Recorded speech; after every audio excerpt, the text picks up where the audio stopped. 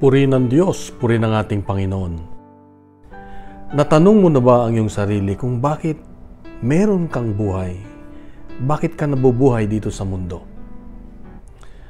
Isa ito sa mga katanungan ko na bakit nga ba ako kailangang mabuhay dito sa mundo? Bakit ako pinayagan ng Diyos na mabuhay? At ang dami kong napakinggan, ang dami kong binasa, ang dami kong narinig, napanood. At ang nalaman ko na ang pinaka-dahilan kung bakit tayo o ako nandito sa mundo ay bilang isang patotoo. Patotoo na ang Diyos ay buhay. Patotoo na ang Diyos ay nabuhay. Patotoo na ang Diyos ay nagmamahal at laging nagpapatawad at gumagabay sa atin. So anong klaseng patotoo ang kailangan gawin natin? Meron isang kwento na yung isang kakilala ko nung ako po ay nagtatrabaho pa sa Hong Kong. Isa sa mga matandang member namin sa community, sa simbahan, ay matanda na pero isang OFW. Pero lagi kong pinapanood siya kasi habang siya naglilingkod sa Diyos, laging nakangiti. Gaano man kahirap ang kanyang responsibilidad, gaano man siya katanda na, dahil siya ang pinakamatanda sa aming community, ay nakangiti pa rin. Pag nagsalita, malumanay, palaging may saya sa kanyang muka. At kami ay naapektuhan.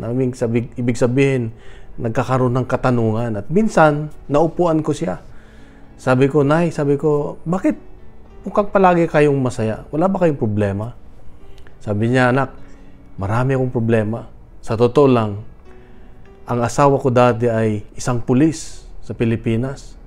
At nagkaroon siya ng iba't ibang babae sa kanyang buhay. At nagkaroon siya ng iba't ibang anak.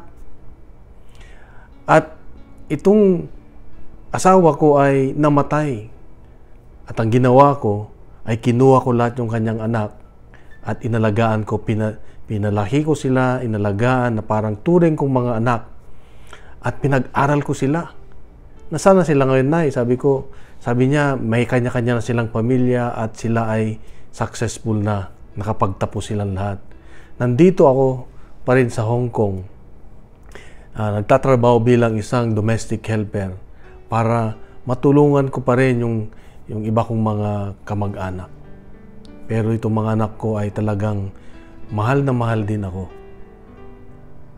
Alam nyo, dito ko nakita na ang patotoo ng nanay na ito ay napaka-importante para sa akin dahil isa siyang buhay na patotoo na ang Diyos ay hindi nga nang-iiwan.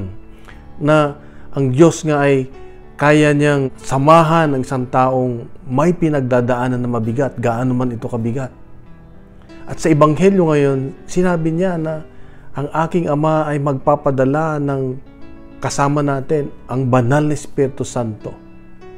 Kaya dito ko nakita na ang kwento ng nanay na ito ay talagang sinamahan siya ng banal na Espiritu Santo.